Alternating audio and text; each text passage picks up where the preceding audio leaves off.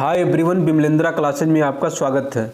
UP लेखपाल भर्ती 2022 19 सितंबर से 30 नवंबर तक कितना डीबी स्किप हुआ, लेखपाल अभ्यर्थन कैसे वापस लिया जाए, कट ऑफ कम क्यों जाएगी, सोलर वाला प्रश्न लगभग सभी के गलत। आप वीडियो में बने रहिए, सब कुछ हम आपको डिटेल में बता रहे हैं। लेखपाल डीबी अपडेट, जैसा कि आपको मालूम है 19 सितंबर से 30 नवंबर तक डीबी हुआ है। 40 दिन डीबी हुआ है। 40 दिन में एक दिन ऐसा था जिसमें 133 अभ्यर्थी बुलाए थे, बाकी सभी दिन 700 अभ्यर्थी बुलाए गए हैं, दोनों शिफ्ट मिलाकर। आप एक मोटा मोटा अनुमान लगा लीजिए, 700 अभ्यर्थी बुलाए गए हैं 39 दिन, ठीक है। 39 दिन में लगभग 115 से 110 अभ्यर्थी डेली डीबी स्किप कर रहे थे। अगर हम 110 मान के चल रहे हैं तो 39 गुणे 110 तो लगभग 4290 अभ्यर्थी डीबी स्किप किए हैं। 4300 से 4500 के बीच डीबी स्किप हुआ है। ये आंकड़ा 500 के पास भी जा सकता है, क्योंकि एक जो न्यूनतम जो डीबी स्किप हुआ है 110 के आसपास हम मानकर चल रहे हैं एवरेज लेके। अगर इससे ज़्यादा भी स्किप हुआ होगा तो ये आंकड़ा 5000 के आसपास भी पहुंच सकता है।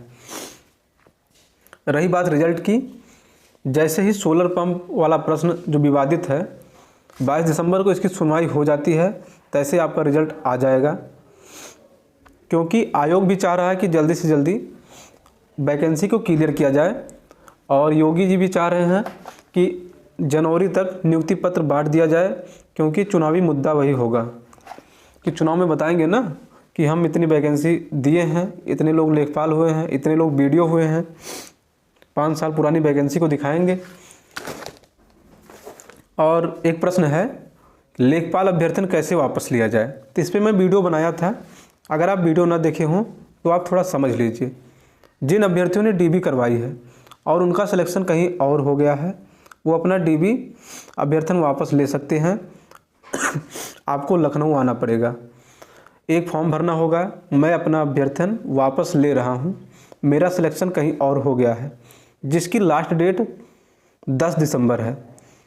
अब इसमें समस्या क्या है कि बहुत से अभ्यर्थी जो बाहर राज्य के हैं उनका भी सिलेक्शन कहीं और हो गया है, वो भी अपना अभ्यर्थन वापस लेने के लिए उनको भी लखनऊ आना पड़ेगा, यूपी SSS कार्यालय लखनऊ आना पड़ेगा। तो उनके लिए समस्या की बात है कि इतना जल्दी रिजर्वेशन नहीं मिल पाएगा। अगर ये सुविधा ईमेल सुविधा हो जाती तो शायद काम आसान हो जाता, लेकिन आपको मालूम होगा जब से डिजिटल फ्रॉड होने लगा है, डाटा चोरी होना बहुत आम बात है। कोई भी किसी के नाम से जीमेल बना के भेज सकता है, तो ऐसे क्या होगा, कुछ छात्रों के लिए अन्याय हो जाएगा, तो वो फिर हाई कोर्ट चले जाएंगे।